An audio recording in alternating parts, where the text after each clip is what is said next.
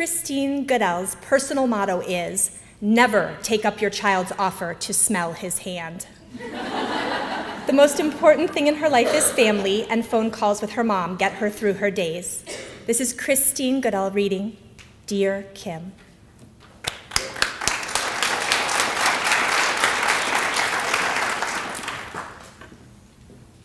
Dear Kim, it's Mother's Day again. I have 3 children now. Can you believe it? 3, 5, and 7. Mother's Day is always a special celebration for me. I receive crafts, cards, and lots of hugs from my little ones. I reflect on Mom and how she survived this crazy thing called parenthood all on her own. But there's another aspect of this day that I ponder. I was almost 15 when Mom told me you had been pregnant. You had already passed. We were somewhere off the coast of Mexico. Grandma took us on a cruise that first Christmas after you died. She thought it was too painful to be at home. Mom had misunderstood a question I asked about her pregnancy with you, and it slipped. My first thoughts were, I couldn't believe such a commotion had gone on in our house and I didn't know about it. You know how nosy I was about your life. You were in high school, on your way to college, with a soccer scholarship, and you got pregnant by your boyfriend. You went in and you took care of it. Events like this were hardly a scandal anymore.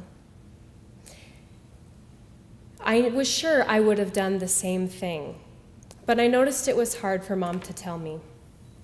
It was not until I had to call on that 6-inch little messenger of fate that I thought of your experience again. I was in my first year of law school and head over heels for a fellow classmate. I had all the telltale signs of pregnancy: weight gain, sore boobs, tiredness. Mom and I blamed it on school and too much Diet Coke.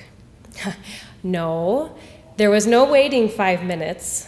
That stick was positive in seconds. Long story short, we decided to keep the baby and our lives changed forever. We loved parenthood so much we had 2 more.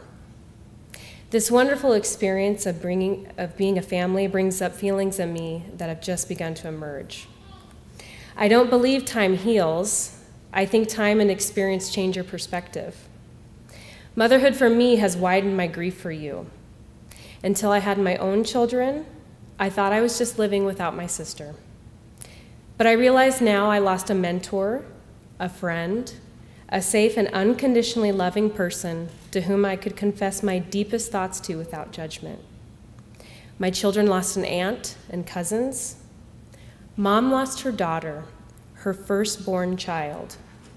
My heart aches in so much pain when I think about this, even after 16 years have passed. My children are just starting to grasp that you once existed, that I am a little sister.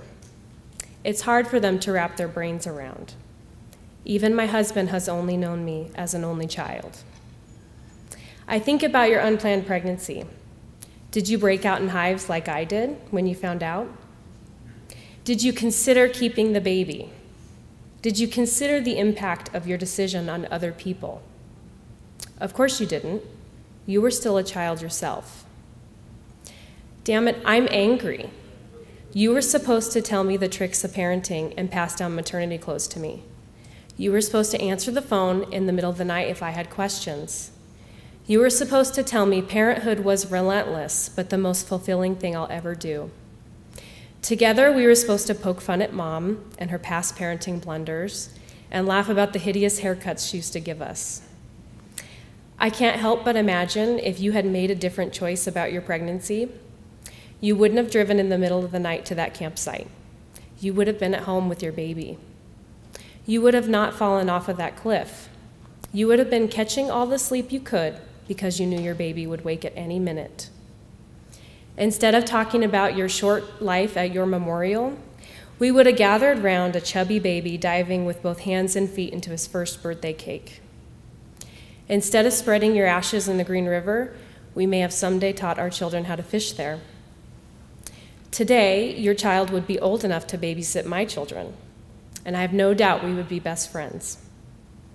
I recognize you this Mother's Day because I believe you were, even just for a moment, a mother. You made a decision you thought was best at the time.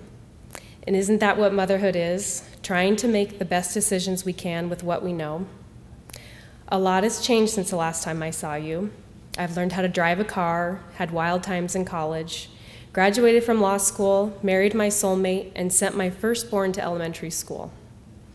And even though I am now a mother, a wife, a lawyer, I will forever be your little sister. Happy Mother's Day.